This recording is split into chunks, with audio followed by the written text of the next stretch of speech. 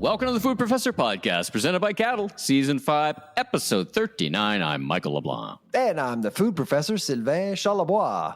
Our very special guest on this episode, recorded live at the SIAL Food Innovation Show in Toronto, is Vince Sgabellone, food service industry analyst for Canada from Circana. Circana, a well-known name to anyone listening to this podcast, but just in case you don't know, they transform complexity into clarity with the most complete view of the customer. Not Vince's or Circana's first visit to the podcast, Sylvain.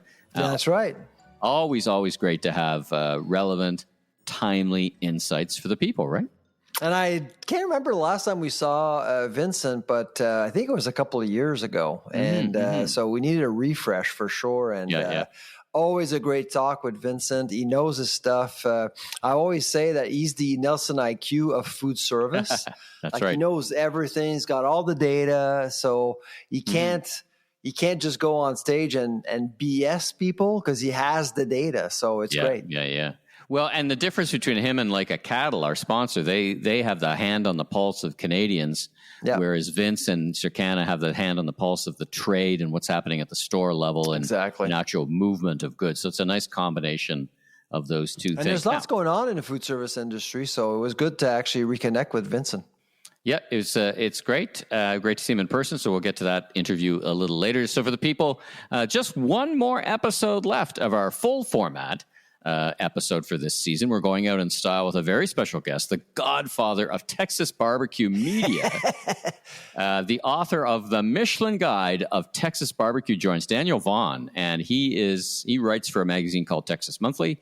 And every 4 years, they publish the top 50 barbecue joints in Texas. That just came out.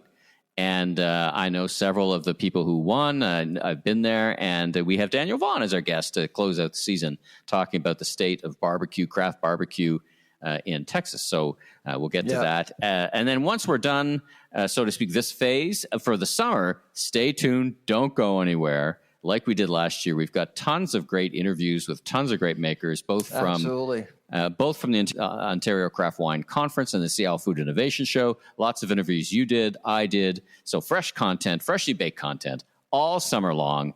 But you and I take a little bit of a break and refresh and get ready for season. I could believe last year during the summer, a lot of people were listening in as they were having a beer on the beach or close to the pool. People were listening to the Food Professor last summer. It was great. Yeah, they still got to walk the dog in the summer, and they still got that's right. Got to commute to work or whatever. And they're shorter episodes, kind of a more bite-sized, 15, 20-minute episodes. Exactly. But it gives us a chance to refresh and refuel, and we'll be back in late August. I think we talked about this will be our 40th episode next week.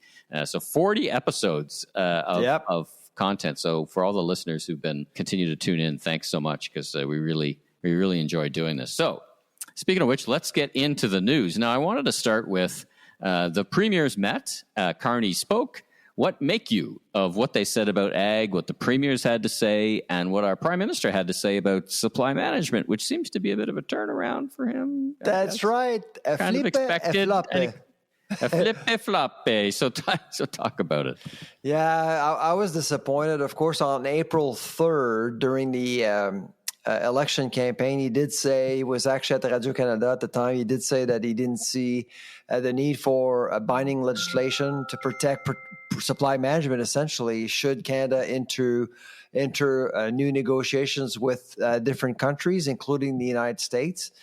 But apparently he has changed his mind. I suspect that some people got to him, I guess. Some trade groups. Some people. Yeah, okay. And I think, so Bill C-282, which was introduced during Parliament number 44, apparently will survive and will get back. And so I suspect that they will go through Parliament like butter. No pun. But it will...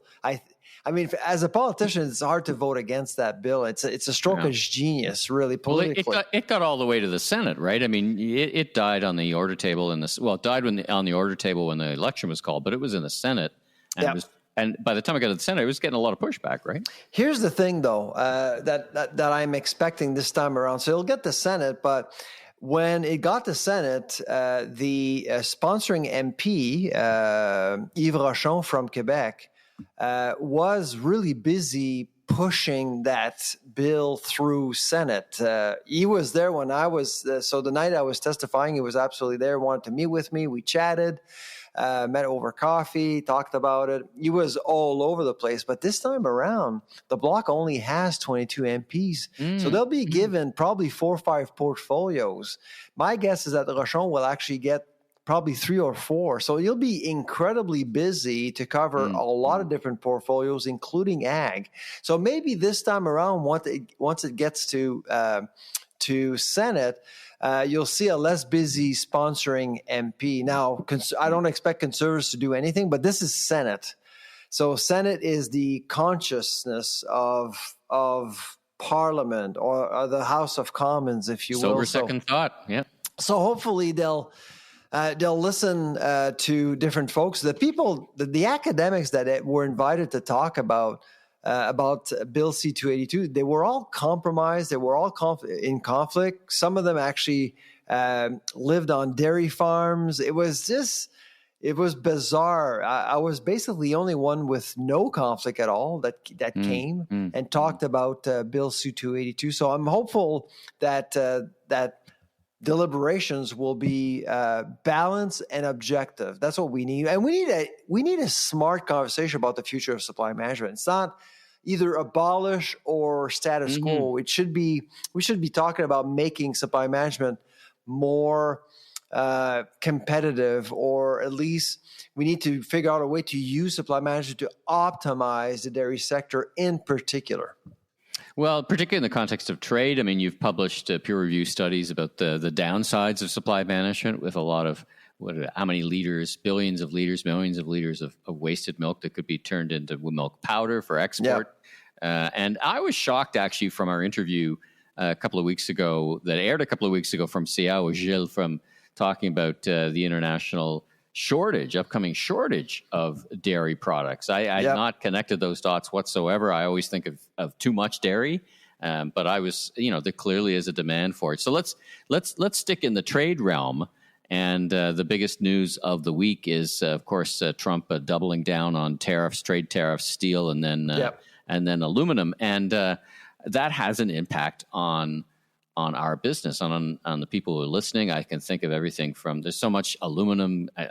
First I think of craft beer, for example. But what are your thoughts on the impact? I mean, canned food, for example. Yeah. My goodness, I just think of so many impacts. What's your assessment of this 50% tariff?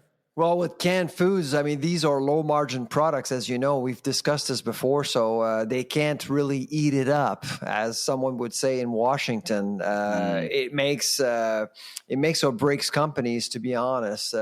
Now, I was very pleased that Prime Minister Carney decided not to retaliate. I think it was the right decision, because as soon as you retaliate, you actually make a lot of different Canadian companies less competitive. So at least for now, anyway. I mean, he kind of follows that great nostrum is, revenge is best served a meal cold, rather than jump on top of something and react. There are other ways to actually retaliate other than counter tariffs. So I'm very pleased that Prime Minister Carney is approaching this very intelligently, not with instinct, for example, as we saw, or with politics. Right, the politics of it would be, all right, you did this, tit for tat, I'm going to do something. He's strong and right, and elbows up and he'd still be elbows up, but I think he learned a few things, or I don't know if he learned it, but it's kind of like the Chinese approach. Okay, you tariffed my cars. We'll get you when the time is right for us. Not the exactly. Time for you. And so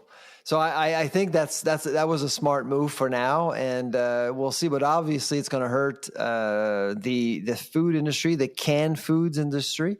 But also, you have to think about breweries. You have to think about all of the canned beer that you see out there. So now we're into June, July. I actually spoke to a couple of microbreweries the last few days, and their comments were quite interesting. So being in June and people are on patios drinking beer, we've passed the point where they can afford to change prices. because people will get annoyed if you change prices like right now. And so, and of course, draft beer is not affected, but for canned beer, obviously, brewers aren't interested in actually changing anything. So they'll absorb the shock. Margins are much more important in that field, but they'll actually absorb the shock of tariffs for now until we know for sure what exactly is going to happen. So, it's a wait-and-see scenario that I'm seeing with breweries. I had two thoughts when I was listening to what you're saying. First of all, is this another taco trade, as they're now known in the United States? Trump always chickens out. And then the second thing was, I thought where you were going with your comments about it's summer is that if I'm a brewery or a craft beer, I've probably got a lot of inventory made and ready for the summer. Oh, yeah, absolutely. So the good news, I thought you're not impacted by tariffs. Yeah, well, you were impacted by the 25%, but not the 50%. Right. That's what I thought you were going. I don't know how real time the big brewers are. No, it's a good point. It's a great point. Absolutely. Yeah. And it's because they're ramping up for the summer, and frankly, they don't have to change prices essentially and politicize this whole issue of tariffs. And God forbid, let's hope that we don't see a microbrewery out there saying, oh, we need to raise prices because of tariffs. That's not a good idea. I mean, tariffs aren't consumers' problem, really. Well, let's talk about that in context of what consumers are doing. So it's a nice segue into some NIC numbers, NIQ numbers. We're all about numbers in this episode and all about some data. But so everyone has been talking about over the past many months, the decisions that Canadians are making on the store shelves. We see some data more and more about both booked travel from Canadians to America down dramatically. What are Canadians doing according to the data on the shelves of grocers? I must say I've been I've been surprised by some of the data. So of course, for the last several weeks, we've seen many surveys telling us that Canadians are buying Canadian, they're avoiding American products. But NIC is an important source of information because they actually get sales data from grocers directly. And so they did release a report recently for the month of February, March, and April during the height of the Elbows Up campaign. So one would think people are absolutely engaged. They want to buy Canadian. Well, according to those numbers, NIC numbers, not so much. So products of Canada, products that are 98% Canadian, sales were up in dollars 5%, but in volume 1.2%. So the 5% in sales, of course, you have to take into consideration the impact of inflation, which is right now basically 3.8%. So it's not much in volume, 1.2%. So you're looking at a very, very small increase. Made in Canada, products that are 51% Canadian, minus 2% in sales and minus 4.8% in volume. But with made in USA product, that's where things get really interesting. So for made in USA products, in volume, it's minus 8.5%. That's huge. That's huge. That's huge. And minus 8.1% in sales. So what this all means essentially, Michael, is that people hated America way more than wanting to buy Canadian products. That's basically what has happened the last 3 months.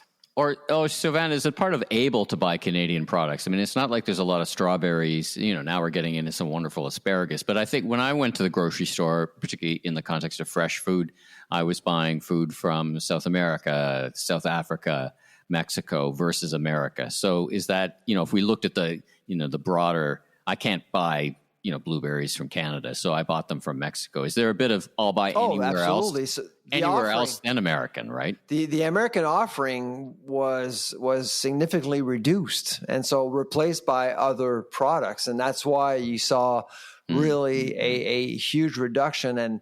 And for listeners, I mean, a minus 1.2% is not a whole lot given inflation. But a minus 8.5%, that's a lot. That's a huge swing. In an industry where we're talking tonnage, right? Yep. That is major shift. So is your interpretation then the Canadians are acting what they're saying, basically. I'm not going to buy a U.S. product. I'll buy Canadian when I can. These numbers seem to say they're not making that choice very often, but maybe there's not that choice to make. I keep bringing up, I chose to buy Sprague beans now. But I think genuinely, a lot of people wanted to buy Canadian, and frankly, when you walked into a grocery store, there was a Canada Day parade happening every day. I mean, basically, it was very easy to find Canadian products. But after a while, you're in retail, Michael. You know that after a while, these artifacts, you don't really see them as much, right? They kind of disappear, and you focus on prices. And I think people wanted to buy Canadians, but at the end of the day, I mean, and grocers know this, people will look for good prices, generally speaking. Well, I think it's a great point because consumers are still very much value seeking, right? There's a number of these things that are happening all in the same time as their basket. Canadians, if you can afford to maybe pay more, but there's many Canadians who cannot. So they're going to buy. And I continue to see that on a day-to-day basis. Connected to this, not really connected to this, let's talk about this black pepper shortage. So, by the way, I have a barbecue tip for everyone. Do you want to hear it regarding black pepper? Sure, yeah, absolutely. So what the secret is, if you're making ribs, if you're making turkey this summer, get 16 mesh black pepper. It is not a secret ingredient, but kind of a secret ingredient. It's hard to find. And it is a more rough ground pepper, larger, more bite to it. And it makes all the difference when you're cooking. Like, start with ribs. So if you're making a rib recipe, if you're cooking some ribs up for you and the family, I like a nice coat of mustard. You and I have done ribs together. A nice coat of mustard, then the 16 mesh pepper, and then whatever seasoning you might like to choose. Now, let's talk about if you can find the pepper. What's going on? When I think of pepper, I think of Vietnam. That's got to be a big place. Vietnam, Brazil, pepper. India. Yeah. And is there what's the shortage? What's going on? Climate wasn't great. I mean, there's been some flooding, some heat. Production hasn't been great, and also, I mean, with problems with production, farmers pivoted and started to grow other things. Essentially, like coffee and cocoa and other crops like that. And so that's really what's going on right now. And supply chains are still an issue as well. So access to market is a big problem. But wholesale prices have actually tripled. Wow. In the last. Pepper's you're right. Pepper's never been cheap either. That's a big complaint when I talk to a lot of barbecue joints. Is pepper is a premium product now. It's not cheap, like not inexpensive like salt, right? Yeah, no, exactly. So really the problem right now is that you're seeing pepper become more expensive. Now, will that impact the market? Like, frankly, I mean, we don't buy pepper every day. I mean, it's not something we buy every day. It's not like bakery or beef or chicken or things like that. So I suspect that people will look for alternatives like you did or you're doing. If it's too expensive, you'll buy something else. You can live without pepper. So, but the black pepper situation is interesting. But the demand for pepper is pretty elastic because people don't really remember. If you buy pepper every year, I mean, as a household, we buy pepper maybe every 3 years, maybe. Wow. I go through more often. As a barbecuer, I go through a lot of pepper, actually. So, well, you go through a lot of spices. And pepper. I saw you go. I mean, you basically pour spices on everything you cook. Yeah. Well, I do enjoy some flavor in my food. I do enjoy my flavor in the food. As you pour pepper or pour flavors on whatever you're cooking, I see dollar signs. Let's just be that because you're so generous. My goodness, whether it's sauce or spices, you put a lot on there. I'm not shy. I mean, you go to the best barbecue joints, you're not going to be shy. You're going to create a nice, flavorful bite for the people and exactly you at home. Yeah, and I've tasted your stuff, and it's just unbelievable. So, Not so secret, but anyway, that's how I do barbecue. So listen, let's take a break for the news, and we got a couple more things to wrap up with. Let's get to our interview with Vince, talk about what's going on in food service trends, live from SIAL Food Service Canada in Toronto. But first, we're going to hear from our good friends at Cattle. Does your digital customer engagement strategy need a serious upgrade? Enter Cattle, Canada's consumer insights powerhouse with the largest, most active panel of everyday shoppers.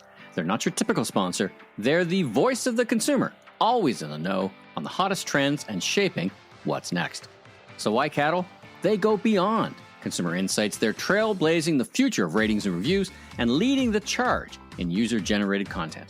With unmatched syndicated receipt data and the ability to gather reviews across any category, Cattle partners with giants like Walmart and Canadian Tire to deliver results that count. Visit askcattle.com now for an exclusive The Food Professor podcast listener discount on your first review or research campaign today. That's askcattle.com. Vince, welcome to The Food Professor podcast here at SIAL. How are you? I'm doing well. Thank you, Michael. Thanks for having me. A familiar face and voice to the podcast here. It's great to have you back on the pod and see you here. You must come here, and it must be just such a buffet of information and meeting people and getting some inside scoop. Yeah. Yep, I love going to food shows to see what all the new trends are, what's going on in the industry, and this show in particular with all of the global representation here, all the new flavors, the new taste experiences. It's a fabulous show. I love being here. Tell the listeners a little bit about Circana. So many would know it, some won't, but you guys got a global footprint. You have a big presence in Canada. What's the elevator pitch for, or the elevator explanation of who Circana is? So Circana is all about tracking consumer spending behavior. We are global in about 26 different countries and across 20 plus verticals. As I mentioned, I am the food service analyst here in Canada. So we are tracking food service and restaurant behavior in Canada. So we call ourselves the who, what, where, when, why, and how much of Canadian food service landscape. If somebody needs to know what's going on in restaurants in Canada or across 12 markets or across the world, we can help those manufacturers and food service operators understand that customer and that spending behavior. We got our opera guy singing in the background, singing some kind of big area. If listeners at home wonder what the heck's going on, we got some... Yeah, we're close to Italy. Like literally. We're close. If you could say a big thing that strikes you as a big trend in food and restaurants, what would it be? Is it seafood? I'm finding a lot more trout and freshwater fish, for example. But is there any kind of thing that you'd want to call out as in, wow, this is really happening and we've got our hand on the pulse of it? What's going on? I think the big trend that is going on right now, and I've already touched on it, it's global flavors, global cuisine. And there's so much of that going on right now. In mainstream restaurants, everybody's serving something from somewhere else in the world, no matter what type of cuisine you may be focusing on. But we're seeing... And when you say mainstream restaurant, just throw some names out, like the Recipe Group. Like a Recipe Group, exactly. Okay. So, your average bar and grill down the street where you might pick up a beer and a burger and fries, they're going to have some global cuisine on their menu. It's almost counterintuitive because nowadays everyone's talking about local, they want to buy local, and you're saying people want to go global. People want to go global with their flavors, but that's the interesting thing. The other thing we're seeing is the development of these smaller brands, these smaller chains that are selling these global cuisines. Every corner's got a falafel shop now and a shawarma shop, and I've tried Momo out on the floor today. And if you haven't tried Momo, you've got to try it. What's Momo? Nepalese dumplings. Really? Yes. Oh. So Nepalese version of... Where'd you find them? Just a few blocks over. Really? I've had them. There was a couple of little Tibet restaurants near me where I was, and they're Zay Momo, I think they're called. They're just delicious dumplings, basically. Yeah. They're just really nice. That's exactly it. So I'm Italian. We used to call them ravioli. Yeah. Every culture's got their dumplings.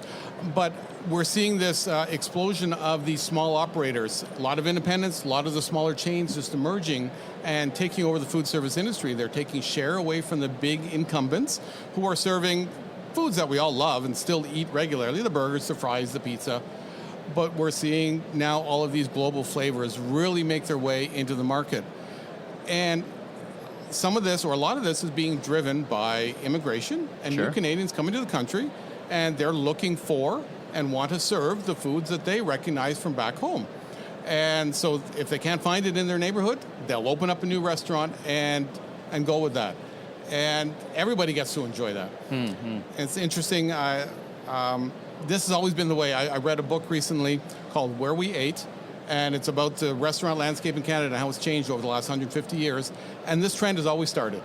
So Yeah, it's not new, eh? It's not new. Yeah. The cultures are new. The cuisine is new because it's coming from different Food parts came of the to world. us Yeah, with 75 years ago, it was Italian food, right? Exactly. And 50 years before that, it was Eastern European Jewish delis. Sushi. And Yeah. Canadian, I'm using air quotes here, Chinese food, right? Yeah. With all of the railroad workers out west. It's when you go to China that you realize that the Chinese food we eat here is not really Chinese food. Exactly. But 150 years ago, they cooked with what they had. Yeah, exactly. And they replicated and they cooked to their local audience.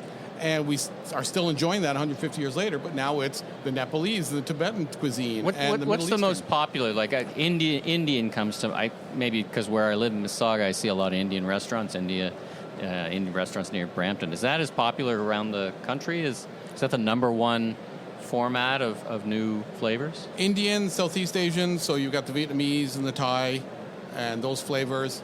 In my neighborhood, I happen to see a lot of Ethiopian restaurants because there obviously is a critical mass of Ethiopian people in that neighborhood, as well as the Indian and others. Right.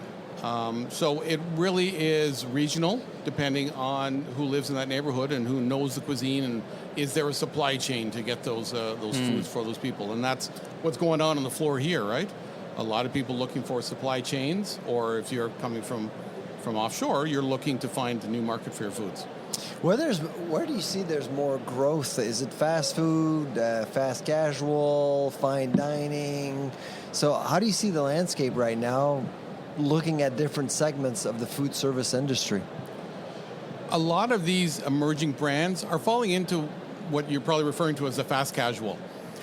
Typically, it's counter service and a little bit lower price point than, say, full service, but a little bit elevated versus traditional or legacy QSR. Right. So better quality food, perhaps, again, higher price point, better service, better ambiance, and maybe a better quality of food.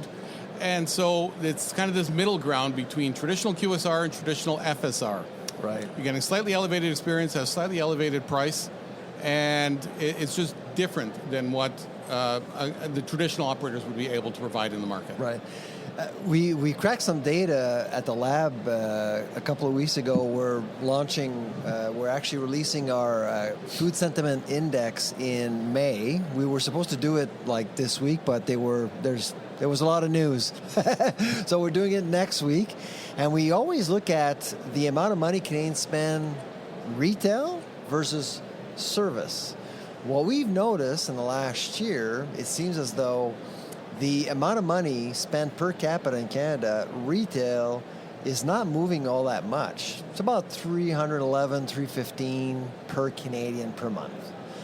In food service, there's growth. That number is increasing. So the split is now 39-61, not 37-63. So you're seeing Canadians, based on Statistics Canada, spending more money or dedicating a higher percentage of their food budget in food service. That's our analysis. Does that make any sense to you based on your own data? It's not entirely a surprise. We are seeing continued growth in Canadian food service spending. Part of this is that population growth I was referring to earlier. And in fact, Canada is one of the best performing food service markets around the world, where we collect our data in 12 different countries. And it's, again, there's a population growth, and it's just Canadians still want to go out and enjoy a food service meal. It's expensive, and they recognize that. We're seeing growth in takeout because it's a little bit more affordable than eat-in. Right. We're seeing growth in dealing, so people are using coupons and buy get and comboing their meals to save some money, but they still want to enjoy that restaurant meal. And so we are seeing that growth still in the market, yes. So your numbers don't surprise me entirely. I'd love to see that report, though, when it's done. Yeah, May 6th. May 6th. May 6th. I'll mark my calendar. Thank you, Sylvain. So I was just in the U.S. talking to a bunch of folks who sell point of sale to restaurants and retailers. And one of the things I did when I was doing my research was that there seems to be a trend in the U.S. There's a lot of forces against people going out to eat dinner. There's a lot of people doing the skip the dishes, delivery from home. And when I looked at the growth in that market, it was mostly home delivery growth than eat in. And then you had the decline of the full serve. And you know, I think it's a crisis, really, a crisis of you know, loneliness amongst people. They're pushed to, like, don't take your eyes off that device, man. You should spend your time on the device, not going out and actually meeting people in restaurants and things. Do you think Canada's a bit different? Do you see those trends here? And what do you think of the idea? I mean, the restaurant is the meeting place kind of falling aside because there's some dark forces keeping us at home, eating at home, watching stuff on platforms. And listening to podcasts, I suppose. Oh, that's okay. They can do that. Okay. That one's okay. Yeah. First thing I'll say is the U.S. market and their current experience in food service is a lot different than Canada. Okay. There are more struggles there. Their market declined last year in terms of visits. Spending was up a little bit, but visits were down. Really? And that was the second year in a row that visits were down. There are pockets of growth, like that fast casual you asked about earlier, Sylvain. It's still growing in the U.S. We're seeing high-income earners are still increasing their visits in the U.S., but overall the market is a little bit softer. So the dynamic there will be a little bit different. What we did see, though, over the past year is another uptick or new uptick in delivery and carryout. It had been declining post-pandemic because people were able to go to restaurants again. Yeah. But now I think it's that economic influence, and I think that's why people are staying home, because you save on the tip, you save on the delivery fees. You save on the tip, you save on parking, you save on the beverage. A lot fewer beverages when people do takeout or delivery. They'll just grab something out of the And you fridge don't have to pantry. interact with other humans, I think. I'm not a social psychologist, so I'll leave that commentary to you. But that I don't want to talk to people. I only That's play right. one. I only play one on podcasts. But that's my own theory. Is that you know, if you look at the number of friends that young men have, when the three of us were growing up, we'd have a friend group of like 10 or 12. Now it's like 2 or 3 statistically. Like, it's a big problem, and I think it resonates on directly food service, because, you know, I also hear... So 2 or 3, including Mario Bros? Is that... Well, I also talked to a restaurateur who was telling me if this is happening, that they're trying to structure their place better to serve single diners, individuals. What do you make of that? I have seen evidence of that, yes, anecdotally, but yes, I have seen evidence of that. And some of that is off-premises, but also on-premises. There is that dynamic going on. And it's probably like what you're saying, that people's social groups are smaller, particularly those, I'm thinking, who came of age during the pandemic, right? In those critical years, in your, say, 15 to 20, if you're now 20 years old and you grew up being told to stay away from people, and your only friend was that device in your hand. So yeah, I could see that being a dynamic. Now, I also know, though, that during the pandemic, when we ask consumers, what do you miss about restaurants, they say, I miss the socializing. It was at the top of the list. It's not the food, it's not the convenience, it's I miss going out with my friends and my family, because the restaurant is the gathering place for the community. Even if it's a small group of 2 or 3 people or just a couple, then that's fine, but they miss that socializing in the restaurants. It is the local gathering place still to this day. Just those group dynamics are different. I would acknowledge that. Interesting. Wow. So you show up as a single person to interact with the waiter? Or maybe other single persons around you, if you can imagine such a thing, right? I mean, actually, you know, I've seen a couple of restaurants in Halifax where you basically have tables, but you do have a community table in the middle of the restaurant for people who do show up alone, but don't necessarily want to eat alone. Do you think that's a trend that's going to pick up, or instead of just sitting there on your own? I've been speaking about that for quite some time. Yes, I think, you know, the harvest table, I think it's often referred to. Yeah. Or in a quick service, you might have the window seats. So you don't feel like you're alone. There is somebody else there. And then you've got open kitchens. So you've got entertainment now, too. You can watch That's somebody right. preparing your food. Exactly. It turns a restaurant meal into a 3-act play. Yeah. And then you're enjoying it with everybody else in the bleachers there with you. Definitely. To me, the missing opportunity, and you can see it, is training your staff who work the bar to not just be a production facility to make drinks, because people are sitting at the bars. So, Van, you and I, when we're going out to dinner Thursday night, we're at the bar, which I kind of like, right? That way, Sylvain, you don't have to talk to him. You can talk to the bartender, right? I'm the one who's paying.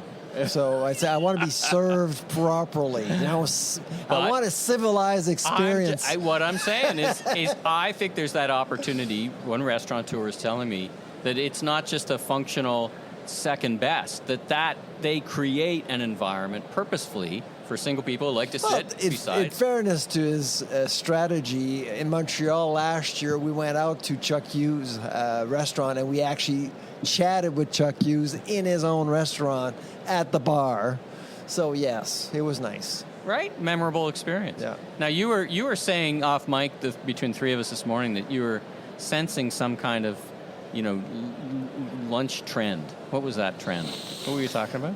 Well, basically with the work from home issue, and we talked about it a little bit. So there was a survey that came out. I think it was last week, the week before, a global survey looking at the work from home phenomena. Canada's number one in the world. Canada is number one in the world after 5 years. So on average, an adult with a college degree will spend about 2 days a week at home. On average, that's more than anyone else on earth. Does that surprise you? And how do you think that could impact the food service industry over time? Risk and opportunity there. I see risk and opportunity. There is risk and opportunity, definitely. The risk is fewer people leaving home every day means fewer opportunities for the restaurant industry. Talk to anybody who's got a restaurant in the downtown business core of any major city, Toronto, Ottawa, Montreal, and they will tell you that foot traffic is down, especially on Mondays and Fridays. If you're in the office only 2 days a week, typically you are coming in Tuesday, Wednesday, Thursday. That's right. And so that is a challenge for the downtown restaurateurs, most definitely. So now they only got their evening traffic of the people who live in the neighborhood. Right. And in fact, lunch business is the poorest performing part of the industry from a traffic standpoint. Lunch business? Yes. Okay. Versus 2019. Supper has recovered, snacking has recovered, breakfast is still booming, but lunch is still just kind of flat. Wow. And it's because of those working occasions. Also, there's a budgetary aspect. Yeah. If you are leaving home, it's less expensive to stop for breakfast or stop for your morning snack on the way to the office, or you'll skip lunch and go for that afternoon snack because that might be $3, $4, $5. But stopping for a full lunch, it's $10, $15, $20, depending on where you're stopping. Right. There is actually sorry to interrupt you, Vince, but in the United States, there was a report recently suggesting that more people are bringing their lunches to work. We talked about it on our podcast. I think it was about a month ago. It's big. Yeah. It's noticeable. So because people are careful with their money, they're concerned about their job. They want to show to their boss that they actually are working during lunch, to be there physically, eating their lunch at their keyboard. Is that another phenomenon that you foresee in Canada in general? One thing that I can tell you about is that delivery to the offices, to workplaces, is up in the last year. And I think there's a couple of things there. First, with more back to office, you're just going to get more delivery. Sure. But also it's partly the Gen Z, the younger generation, so... They grew up on it. That's how they order the food. Bingo. Why would I go, wait, you want me to get in the elevator and go get food? Go wait in line? What? What's this? What? So exactly it, What kind of horror is that? What kind of horror is that? Now to bring us home, you're the master of a lot of numbers that float around. Is there any one number or statistic, you've been doing this a few years, that surprised you that you've seen recently? Something that jumps out and go, wow, I didn't expect to see that. I think the one number that surprises me or surprises a lot of people, I've been following it for a couple of years, but it's, again, go back to this global cuisine and the immigration in Canada, and people of color now represent 1/3 of all restaurant visits. It's up to over 40% among that Gen Z because a lot of the immigrant population are younger adults, right? or families that are bringing their young kids and they're growing up here. And so that kind of ties back to one of the earlier trends we just talked about, and that is that global cuisine. And that's going to continue to evolve, continue to grow. It's not a fad. Global cuisine is a trend. It's here to stay, and it is the future of the Canadian food service landscape. So if I was to give you $500,000, that's the restaurant you'd open up. Something serving global cuisine, probably Middle Eastern. With $500,000 these days, you open a Kiosk. chicken shack or something? A food truck. Well, it depends. The other thing, and maybe we'll get you back on, but what I continue to observe, like places like Belleville and Prince Edward County, right? The chefs go there because they can't afford to live in Toronto. And then it suddenly creates a great place, an ecosystem. Right? And because, Sylvain's point, you can't, good luck in Toronto with $500,000. But you go to Belleville, you can open up yourself a nice restaurant. Anyway, so I think that's something to talk about. Right? Yeah, absolutely, yes. Vince, thank you again for joining us on the Food Professor podcast. This is your second time. It's not often that we actually invite someone a second time, because you were interesting the first time and you were equally interesting this time. So thank you for joining us. Well, thank you very much, Sylvain. Pleasure being here as always, and thank you, Michael, for inviting me. Our pleasure. All right, we are back. Let's talk about the Bank of Canada. So it's not unusual for us to talk about the Bank of Canada because, of course, I think they held their rate, and we're thinking about what impacts are there for the Canadian dollar versus the U.S. dollar. What are your thoughts? Well, the dollar finished strong today, which is a sign. I think the market was actually expecting either a cut. Actually, a lot of banks were expecting a cut. That's probably why there was a bit of a bump with the dollar, which is not a bad thing. I mean, the dollar itself is outperforming many currencies out there. So, what lesson do you take away from that? Like, what is that? A nod, a weakness of the U.S. dollar than it is a strength of the Canadian dollar? How do you interpret that? Yeah, absolutely. I think a lot of investors are looking for other options, essentially. And now, I'm not suggesting that the Canadian dollar is an option, but they're just moving away and trying to find a currency that is not as risky, essentially. And I mean, the Trump regime really has brought a lot of uncertainty to the macroeconomic table. And so that's why I think a lot of other currencies are gaining from that, including the Canadian dollar over the last few months. So let's end on a kind of a fun note. Grocers in every country, Canada, everywhere, does what they can to get consumers into the store. I was looking at this, and I'll post a picture of it. In Thailand, a wild elephant wandered into a grocery store and started sorting through the food and eating bags of rice crackers, a sandwich, some dry bananas. Really? And the elephant, this huge elephant, is in this grocery store just picking up snacks and making some selections. Maybe they're having a slushie or whatever. And then just walked out. They did a little bit of dine and dash and didn't hurt anything. It is a hilarious scene. This is interesting. I've always believed that store theft is the big elephant in the room. And now the truth is you have a visual to go along with that. So anyway, it is a wonderful picture, and it's just a pile of fun. And, who doesn't love an elephant? And then this shopkeeper owner said, the elephant left, didn't hurt anybody, and it was nice to see a new customer. How did it get in? It just went through the front door. Like, it just barged through the front door and probably broke a few things on the way in. Was it self-checkout? I'm just kidding. It wasn't. It was self-checkout. So anyway, I don't think he needed a cart, did he? They did not need a cart. It was kind of a grab and go. It was kind of grab and go. That's funny. I mean.